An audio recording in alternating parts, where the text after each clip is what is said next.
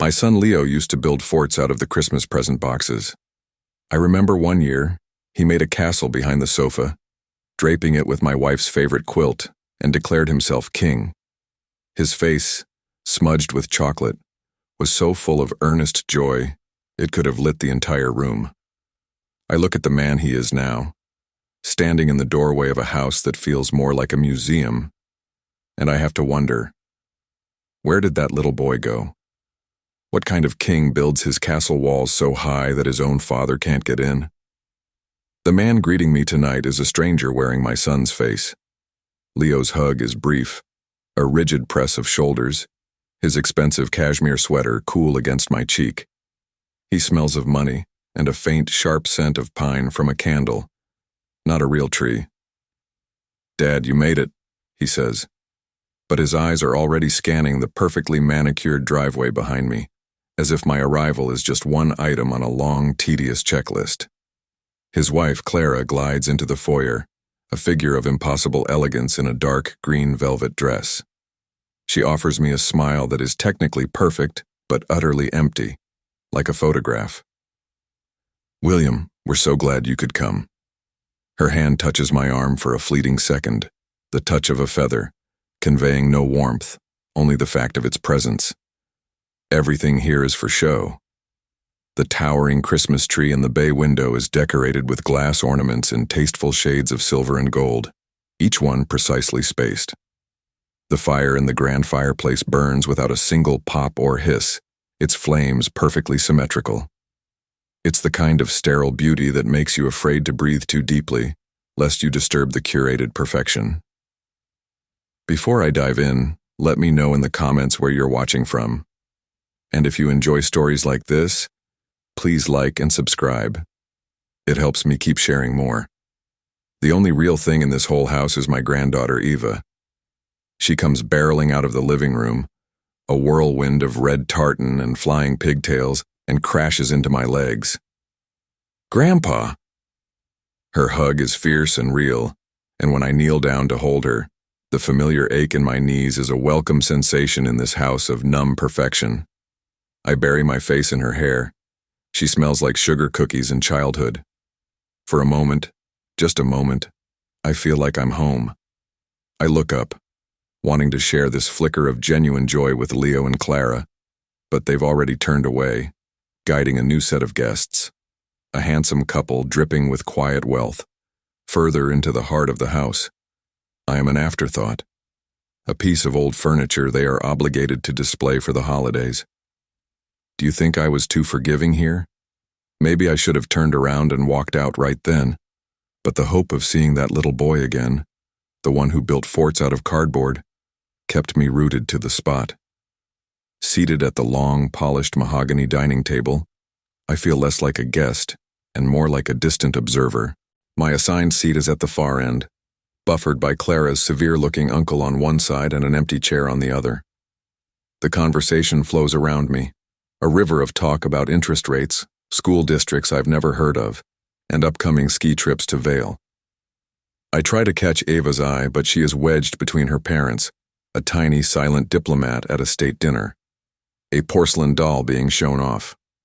The meal is a parade of culinary excellence, a perfectly roasted goose, glazed carrots, wild rice stuffing with exotic mushrooms. But with every bite, a cold knot of dread tightens in my stomach. It's a physical manifestation of my emotional state, a sickness of the soul. I am watching my son perform. He is charming, witty, raising his wine glass to make a clever point, and the table erupts in polite, appreciative laughter. He is the king of this castle, and he has never felt more distant. He catches my eye across the long expanse of shining wood and crystal. For a single brutal moment the mask slips. The charming host vanishes, and in his place is a man looking at his father with an expression of profound, weary irritation. It's a look that says, "Why are you still here?" The moment is gone as quickly as it came. He raises his glass, a practiced smile snapping back into place. "A toast," Leo announces, his voice ringing with false warmth. "To family, to tradition, and most importantly, to a prosperous future." Everyone murmurs in agreement, lifting their glasses. I watch as Leo's eyes meet Clara's, and they share a look. It's not a look of love. It's a look of conspiracy, of shared victory. And it has nothing to do with me or family or tradition. The word future hangs in the air, and it feels like an ending, not a beginning. That's when the nausea hits me, a sudden violent wave. The rich food, the cloying scent of potpourri, the suffocating atmosphere of it all, it churns inside me. My hand trembles as I set my wineglass down. The room seems to tilt, the voices of the guests blurring into a meaningless drone. I need to get out. I need air. Pushing my chair back, the sound scraping loudly in a sudden lull in the conversation, I stand up. My legs feel unsteady. "Excuse me," I manage to say, my voice sounding thin and reedy. "I'm not feeling very well. I just need a glass of water." Clara's face registers a flicker of annoyance before settling into a mask of polite concern. "Of course, William. The kitchen is just through that door." Leo doesn't even look at me. He's already turned to the woman beside him, resuming his conversation as if I've simply evaporated. The dismissal is so complete it feels like a physical blow. I walk toward the kitchen, my back ramrod straight, feeling the weight of their indifference. Each step is a struggle against the dizziness swirling in my head. I push through the swinging door and am instantly enveloped by a cool, blessed silence. The kitchen is dark, lit only by the green digital glow of the microwave clock. I lean against the granite island, taking a deep, shuddering breath. My heart is hammering against my ribs, a frantic, trapped bird. I reach for the light switch, but my hand freezes midair. A sound. Whispers. They're coming from the walk-in pantry, the door left slightly ajar. It's Leo's voice, low and venomous, stripped of all its public charm. He barely touched his food. He looks like he could keel over any second. "Good," Clara's voice replies, sharp as a shard of ice. "It makes it easier. Did you bring the revised paperwork?" A rustle of papers. Then Leo's voice so cold it chills me to the bone. "Right here. Full power of attorney. The doctors have already signed off on his cognitive decline. All he has to do is sign. One signature, and his entire life becomes my asset." The cold of the granite island felt like a tombstone under my palms. My wife, Martha, used to love our old kitchen, with its worn laminate countertops that she claimed held the warmth of every meal we'd ever made. She said you could feel the memories in them. What memories was this cold, dead stone absorbing now? The sound of my own son calmly planning my erasure. Cognitive decline. The words echoed in the silent kitchen, clinical and cruel. He wasn't just my son. He was a stranger discussing a business transaction, and I was the asset to be liquidated. The blood drained from my face, a dizzying rush that left my skin feeling cold and clammy. I gripped the edge of the counter, my knuckles white, convinced my legs were about to give out from under me. Every beat of my heart was a heavy, painful thud against my ribs, a drumbeat of betrayal.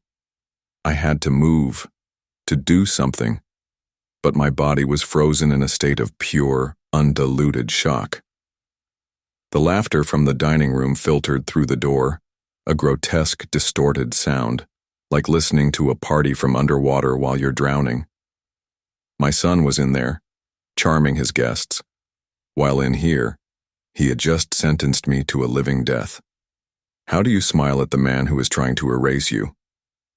I stumbled toward the sink, my movements clumsy, robotic. I turned on the tap and splashed icy water on my face, the shock of it a welcome distraction from the inferno of rage and grief raging inside me. The water dripped from my chin onto my shirt, a small, dark stain over my heart. I looked at my reflection in the dark kitchen window, a pale old man with terrified eyes. Was this who he saw? Someone incompetent? Someone who needed to be managed? The man in the reflection looked frail, yes, but the fire in his eyes was anything but weak. He thought he knew everything about me, everything about my finances, my life. But Leo had forgotten the most important lesson his mother ever taught me. Never mistake quietness for weakness.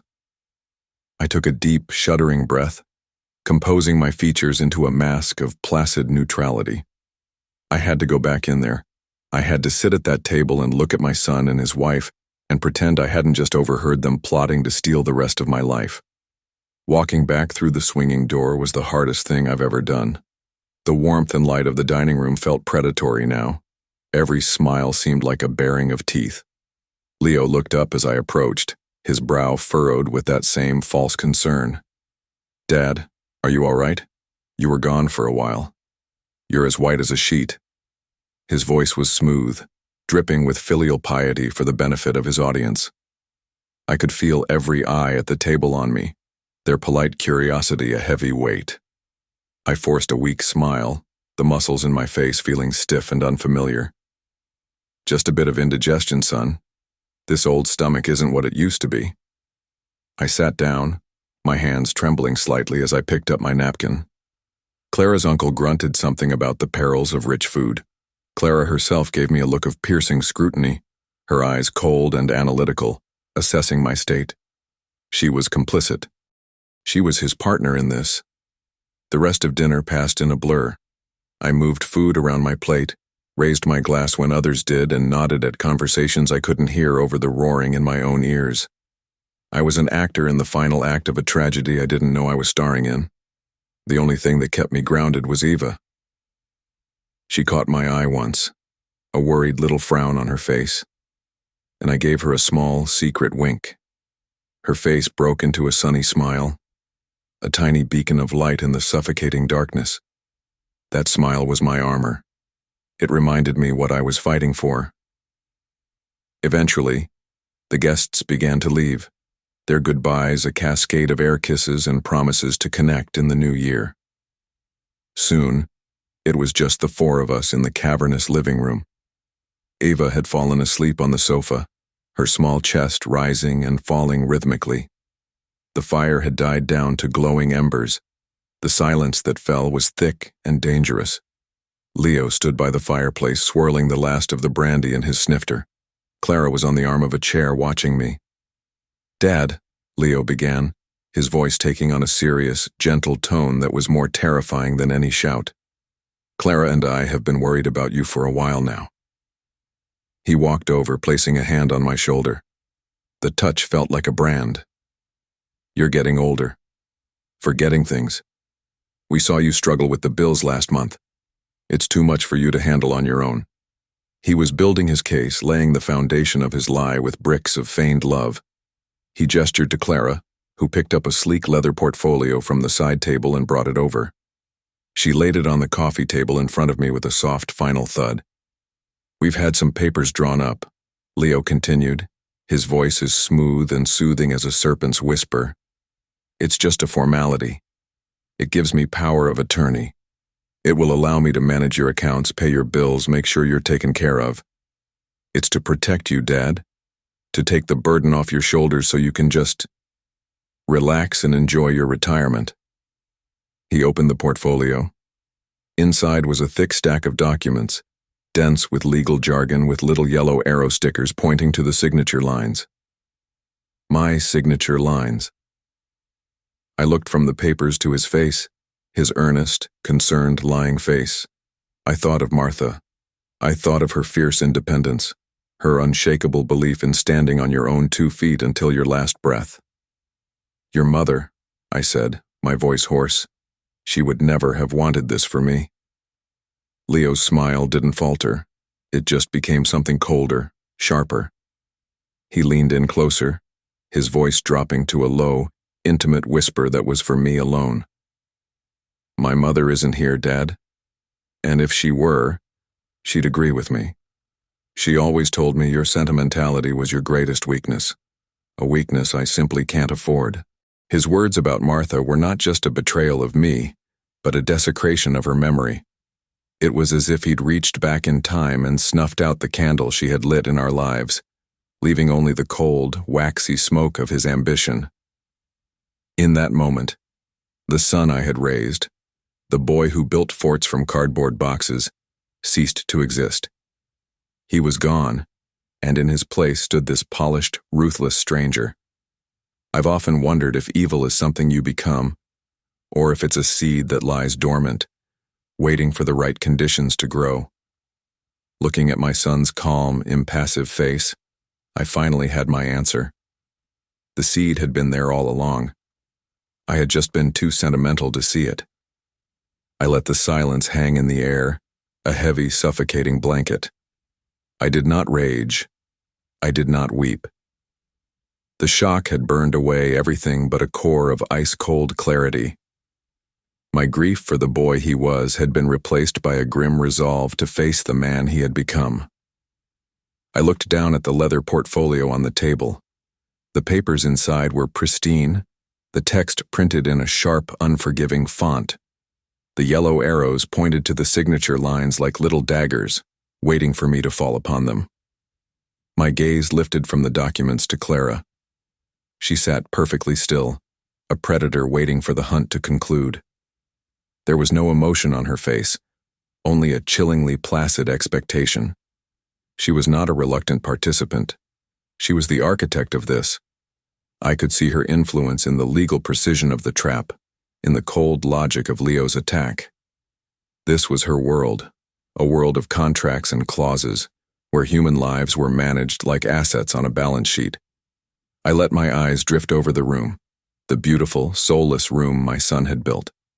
I saw the framed photograph on the mantelpiece, a picture of me, Martha, and a 10-year-old Leo on a fishing trip. We were all smiling. Leo was holding up a tiny sunfish, his face beaming with a pride so pure it was almost painful to look at now. He had been so proud of that fish. I had been so proud of him. Was he right? Had I been so blind to my own failings as a father that I had created this monster? Maybe my sentimentality was a weakness.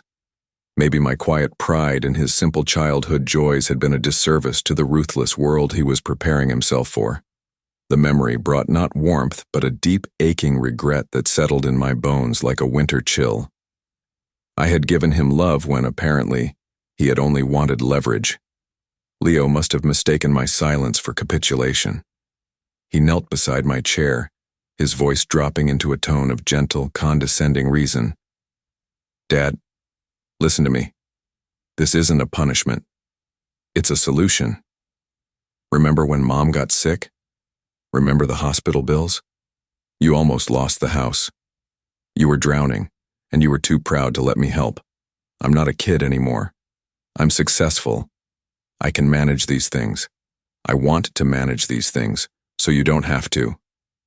He was twisting the knife, using the memory of my wife's illness, the most vulnerable time of my life, as a weapon against me. He was reframing my grief-stricken struggle as incompetence, my pride as a flaw that needed his corporate correction. He was painting a picture of me as a doddering old fool for his own benefit, and the most twisted part was the sliver of truth in his words. I had struggled. I had been proud. But I had done it out of love, to protect the legacy Martha and I had built. He was doing this out of greed. "Let me just look at them," I said, my voice surprisingly steady. I reached for the papers, my hand brushing his. His skin was smooth and cool, like marble. Clara's eyes narrowed slightly, but Leo just gave a confident nod, as if my request to read my own death warrant was a quaint, expected formality. He stood up and returned to the fireplace, resuming his kingly pose, assuming his victory was complete. I put on my reading glasses, the familiar weight on my nose a small comfort in a world turned upside down. I scanned the first page, a dense block of legalese about fiduciary duties and asset management. I turned to the second, then the third. My mind wasn't really processing the words. It was a delaying tactic, a way to breathe, to think. I needed a way out of this room, out of this house, with my life still my own. I pretended to read, my finger tracing a line of text, nodding to myself as if in understanding.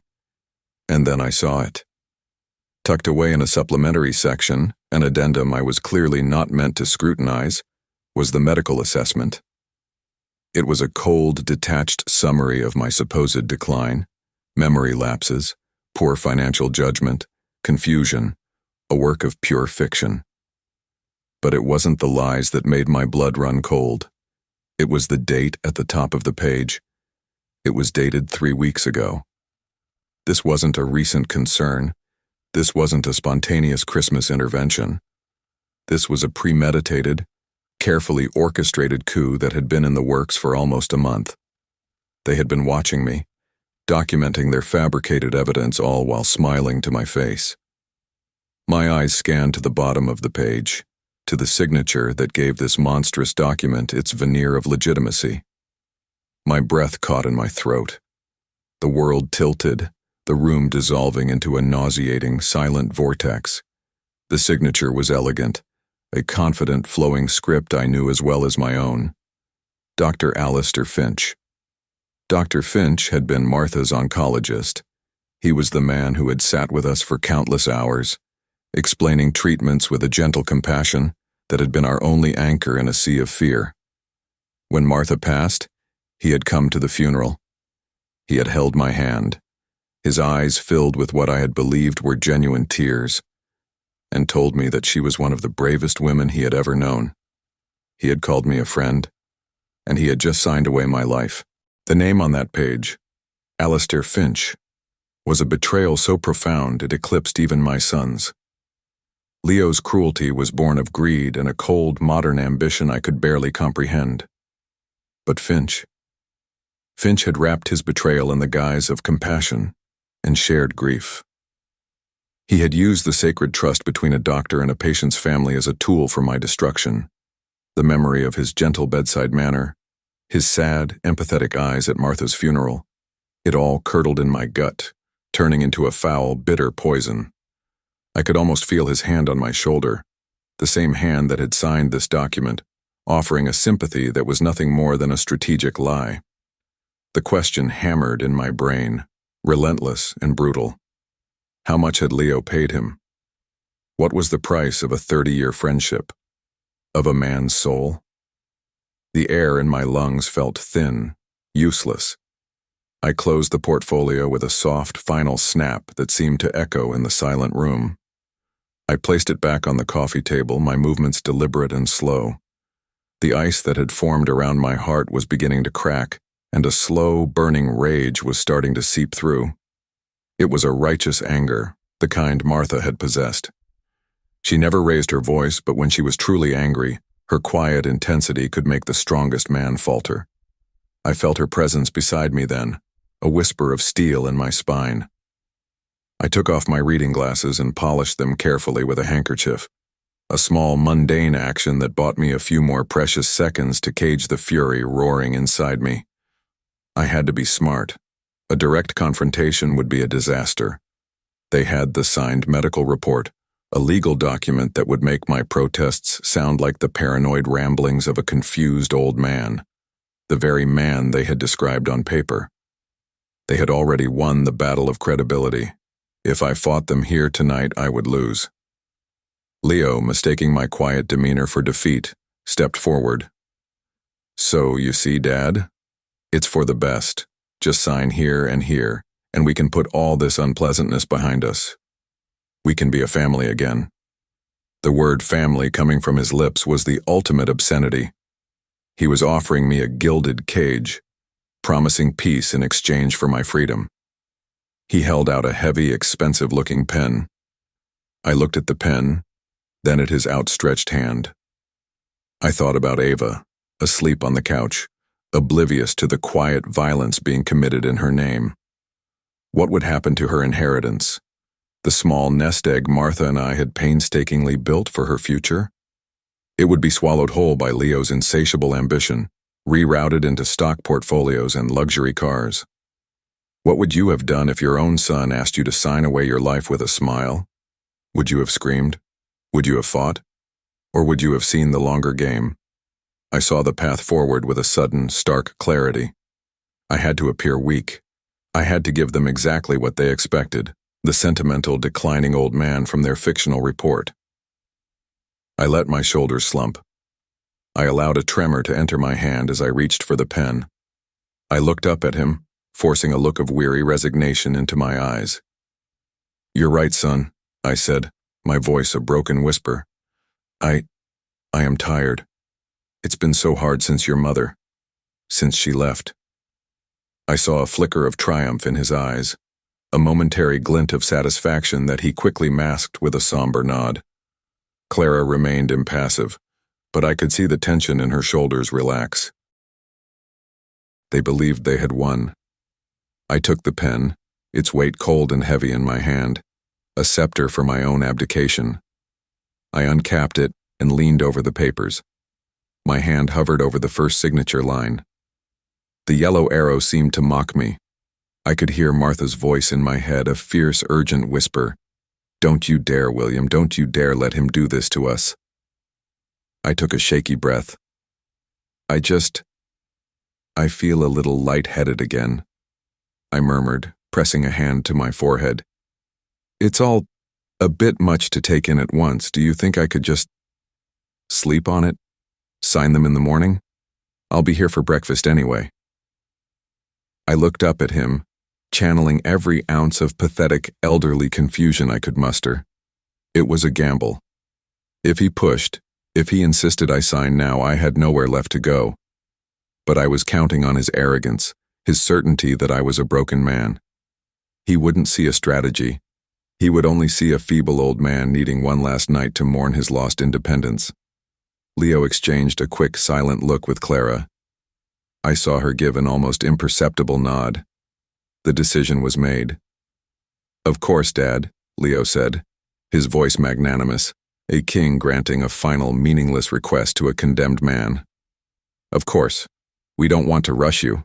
We'll see you in the morning. He capped the pen and placed it neatly beside the portfolio on the table, a promise of the inevitable execution to come. Let me help you up to the guest room, he offered. The thought of his hand on me again was repulsive. No, I said, a little more firmly than I intended. No, thank you. I know the way. I stood up slowly, my old bones aching with a weariness that was now entirely real. I walked over to the sofa and gently kissed Eva's forehead.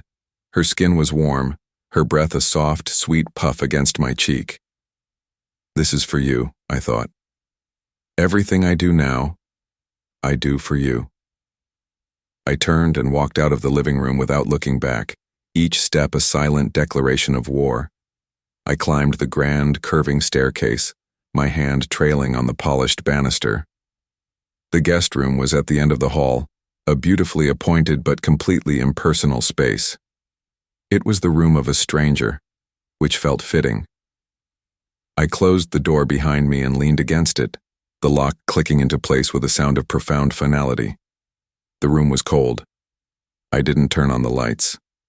I walked to the window and looked out at the perfectly manicured lawn, bathed in the sterile white light of the motion sensor floodlights. A perfect house, a perfect prison. But they had made one critical mistake. They had locked me in here with a telephone. I pulled my old simple flip phone from my pocket. My hands were shaking now, not from weakness but from adrenaline. I didn't call a lawyer. I didn't call the police. What could they do? My son was simply being helpful. No, I had to fight this on their terms. I had to dismantle their credibility before they could destroy mine. There was only one person who could do that. I scrolled through my contacts, my thumb hovering over a name I hadn't called in years. It was a bridge I thought was burned forever. But tonight, I was willing to set the whole world on fire to save myself.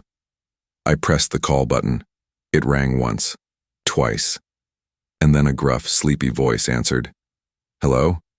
Arthur, I said, my voice low and urgent. It's William. I need your help. I'm calling in the favor. The one you said never expires. There was a long silence on the other end of the line. I could hear the sound of a man sitting up in bed, of a mind waking up and instantly shifting into a higher gear. Arthur wasn't a lawyer. He was something far more effective. He was a journalist, a disgraced old-school investigative reporter I had helped out of a terrible jam decades ago. He owed me. William, he finally said, his voice now wide awake and sharp as a tack. Where are you? And who do we need to destroy? Arthur's voice was like gravel pouring over an old engine. It took a moment to get going, but once it did, you knew it had power. Hearing it now, after so many years, was like finding a weapon in a house where you thought you were unarmed. The favor I'd done for Arthur wasn't small. I was a junior accountant back then, and I'd stumbled upon evidence that exonerated him from a corporate espionage charge designed to silence his reporting. I gave him the proof anonymously. He kept his job, his reputation, and went on to expose a city council scandal that made his career. He never knew for sure who his savior was, but he had his suspicions. I'd met him a year later, at a fundraiser, and he'd looked me dead in the eye and said, "I don't know what I owe you or why, but if you ever need a ghost dug up or a castle burned down, you call me. That debt never expires." Tonight I was calling to burn down a castle. "I'm at my son's house," I whispered into the phone, my back pressed against the cold guest room door. 18 Willow Creek Lane, in the Northgate Estates. You know the area. "I know it," Arthur grunted, "where the millionaires pretend they're billionaires." "What's he done, Will?" I told him everything. The Christmas dinner that felt like a wake, the whispers in the kitchen, the perfectly legal, perfectly evil documents, Clara's reptilian stillness, and the final gutting signature of Dr. Alistair Finch. I laid it all out, my voice a low, steady current of fury. I wasn't the confused, sentimental old man from Leo's narrative. I was a witness giving a sworn testimony. I could almost hear the reporter's mind at work on the other end of the line, the clicks and whirs of a lifetime of skepticism and methodical investigation. When I finished, the silence was heavy. "Finch," Arthur finally said, the name tasting like something rotten. "Alistair Finch, the oncologist, St. Alistair, the darling of the hospital fundraising circuit. Oh, that is a beautiful, ugly thing, Will. A man like that has skeletons, and they're not in shallow graves." He paused. "And your son, Leo. He's with that big equity firm downtown, right? Sterling Thorne? They just had that big public offering. He's the golden boy." "That's him," I confirmed. "He thinks he's untouchable." "Everybody thinks they're untouchable," Arthur rasped, and I could hear the familiar, cynical glee in his voice. "That's what makes them so much fun to touch. Okay, here's what's going to happen. You're not going to do anything. You are going to play the part of the docile, defeated old man. You'll go down to breakfast in the morning, you'll look sad, you will agree to sign the papers, but you'll say you want to do it at your bank, in front of a notary you trust. Your old bank, the one downtown. Make it sound like a final pathetic grasp at dignity. Can you do that?" "I can," I said, the plan already solidifying in my mind. A cold, hard piece of machinery. "Good. Ask for a meeting at noon. That gives me the morning. Stay on the phone with me until you fall asleep. If they come in, you pretend you're listening to an old radio show. Do not hang up." We stayed on the line for hours. Arthur didn't talk much. He was a presence, a silent ally in the darkness. I could hear the faint, rhythmic tapping of a keyboard in the background, the occasional soft curse. He was working. He was digging. I finally drifted off into a shallow, dreamless sleep, the phone still pressed to my ear, a lifeline in a hostile country. I woke just before dawn, stiff and cold. The house was silent. I did as Arthur instructed. I showered, dressed in my old, slightly frayed suit, the one I wore to church, and went downstairs. The scene in the kitchen was one of surreal domestic bliss. Clara was pouring coffee, looking crisp and immaculate. Leo was reading the financial news on a tablet, a picture of calm, corporate authority. They both looked up as I entered, their expressions carefully neutral. "Good morning, Dad," Leo said. "Sleep well?" "Well enough," I lied, my voice quiet. I accepted a cup of coffee, my hand deliberately trembling as I took the mug. I sat at the kitchen table, a prisoner being granted a final meal. I stared into my coffee cup, letting the silence stretch. Then, I looked up at Leo, summoning every ounce of defeated sorrow I could find. "You're right, son," I said, my voice thick with false emotion. I can't fight this. I'm just tired. I'll sign the papers." A wave of relief washed over Leo's face, so profound it was almost comical.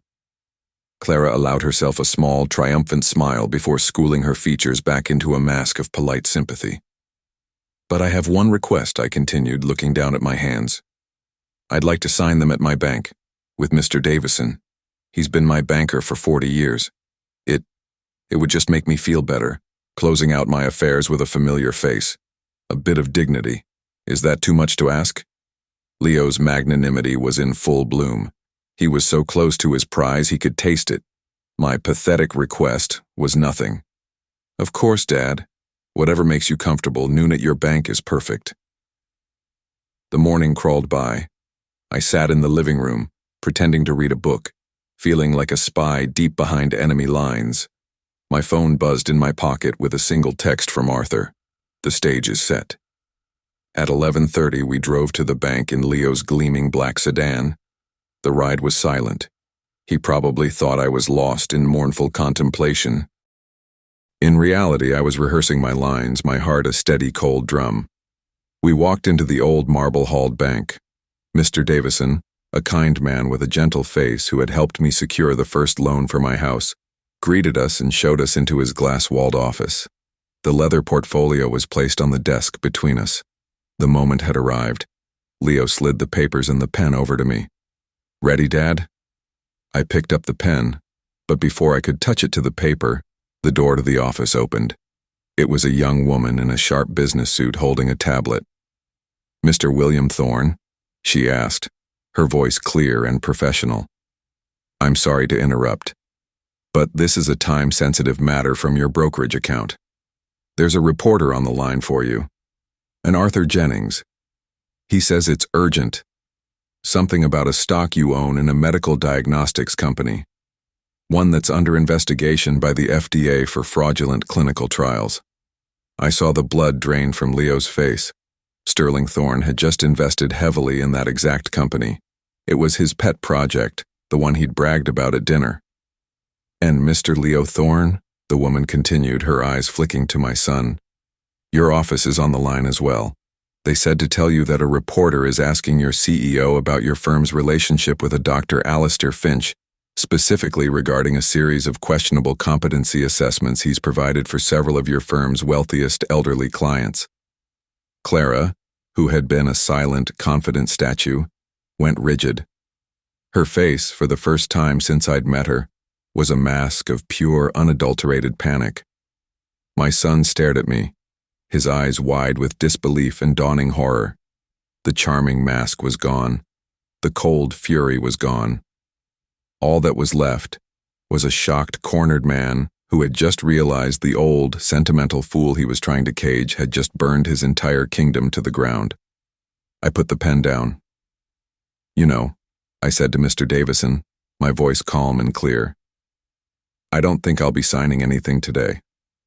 In fact, I'd like to talk to you about opening a new trust for my granddaughter, and about liquidating some assets my son seems to have an unhealthy interest in." The game had changed. The trap they had set for me had just snapped shut on them. The silence in Mr. Davison's office was no longer the heavy, oppressive silence of a trap waiting to be sprung. It was the ringing, electric silence that follows a detonation. My son, Leo, stood frozen, the color of ash. The handsome, confident king of his own personal empire had been deposed in the span of 30 seconds, not by a hostile takeover, but by a few well-placed words from a woman holding a tablet. His carefully constructed world of influence and invulnerability was shattering like cheap glass. His eyes, which had held only irritation and cold calculation for me, were now wide with a primal fear I hadn't seen in them since he was a small boy afraid of the monster under his bed. Clara was a different story. Her panic was fleeting. It was instantly replaced by a sharp, venomous glare directed entirely at me. If looks could kill, I would have been a dead man on the floor of that bank. She wasn't afraid, she was furious. furious that the asset had refused to be liquidated, furious that the old fool had outmaneuvered her.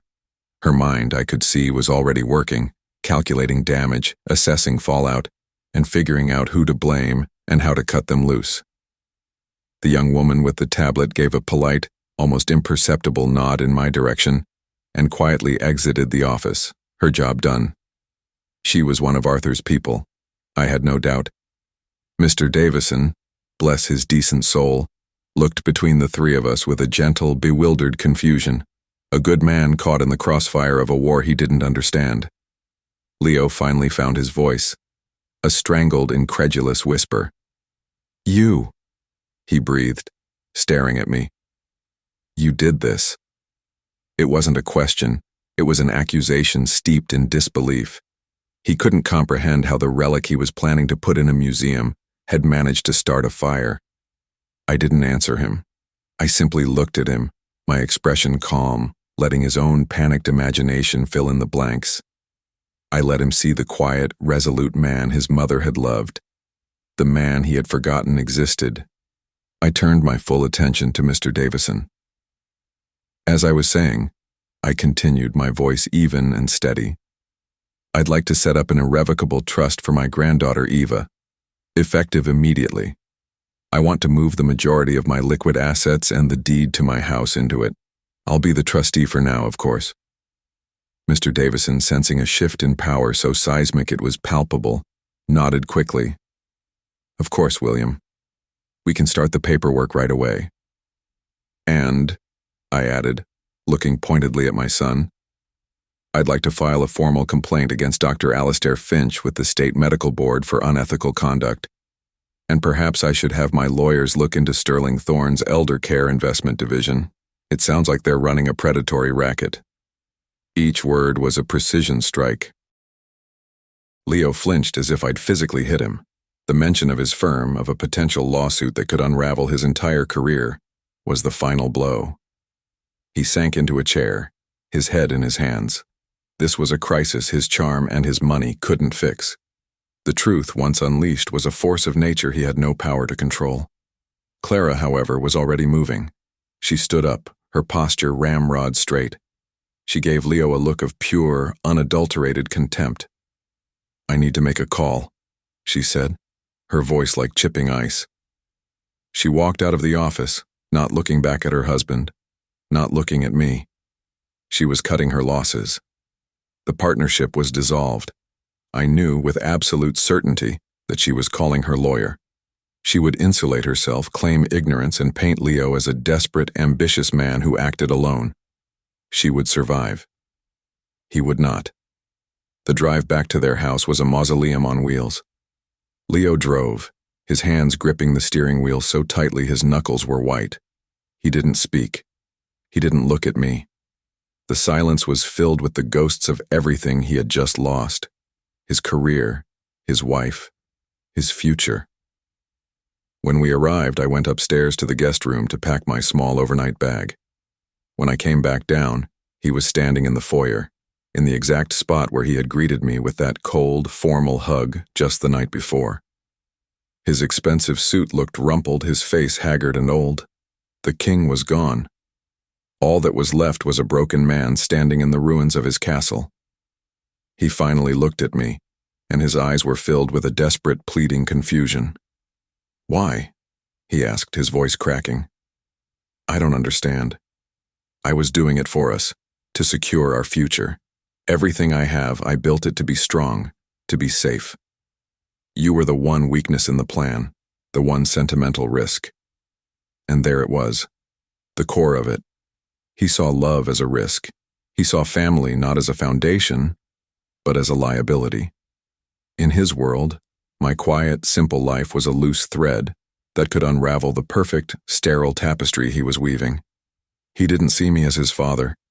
He saw me as a variable that needed to be controlled. I looked at my son, this stranger who had sacrificed his own humanity on the altar of his ambition, and for the first time, I felt not anger, but a profound, aching pity. He had built a beautiful, empty house, and now he was going to be all alone in it. "Your mother and I said. my voice quiet but carrying the weight of 30 years of love. We never built things to be safe, Leo. We built them to be good. You wouldn't understand the difference. I turned and walked toward the door. My hand was on the knob when I heard a small voice. Grandpa? Ava was standing at the top of the stairs, rubbing the sleep from her eyes, her favorite teddy bear clutched in her hand. Are you leaving? I looked back at Leo, whose face was crumbling with a grief he had only just begun to process. Then I looked up at the one pure good thing in this whole sorry mess. I gave her a warm smile. Just for a little while, I said. But I'll be back for you very soon. I promise. I walked out the door and didn't look back. The Christmas lights on the perfect hedges seemed to mock me as I walked down the long driveway. But for the first time in a long time, I felt the warmth of a genuine star on my face, the winter sun. The moral of this story is that sometimes the people who claim they want to protect you from your weaknesses are really just afraid of your strengths. They will try to cage you with their definition of security. But true strength isn't about building impenetrable walls. It's about having the courage to tear them down when they're keeping out the things that matter most. If you've ever felt underestimated or unheard by your own family, tell me your story in the comments below. Let's talk about it.